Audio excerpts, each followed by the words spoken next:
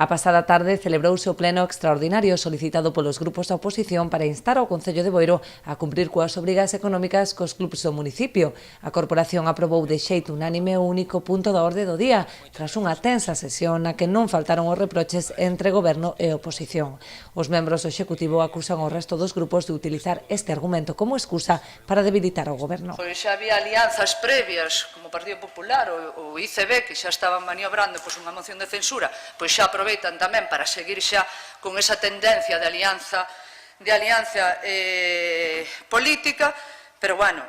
non ten moito sentido esta proposta que traen aquí. Quédame perfectamente claro que hoxe vimos aquí, que vimos a tirarnos os trastos unha vez máis á cabeza, temos de público o Club de Vólei,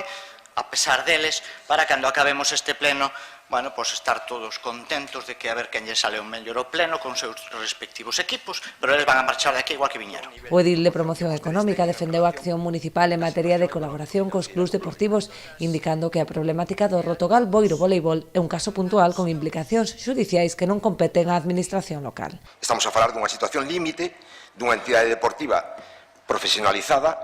da que, en primeira instancia, é responsable a xunta directiva, e esta, a súa vez, terá que rendir contas ante a masa social, e se é o caso, e como parece, pois hai demandas judiciales polo medio, ante un xuiz chegado o caso, aí eu non vou a meterme.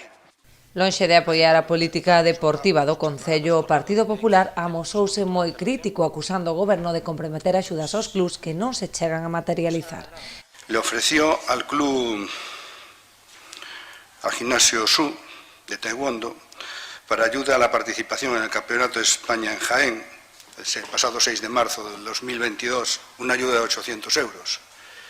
que a día de hoy, a 20 y pico de mayo, está sin recibir. Pola súa banda, BNG e Ceboiro afearon a actitude do alcalde no último pleno ordinario, cando o presidente do Rotogal interviu para formular unha serie de preguntas que a xuízo da oposición non foron contestadas, negándolle mesmo a quenda de réplica. No pleno pasado, eu a verdade que pasei vergonza allea porque non se lle permiteuselle facer unhas preguntas, neste caso ao Club Voleibol,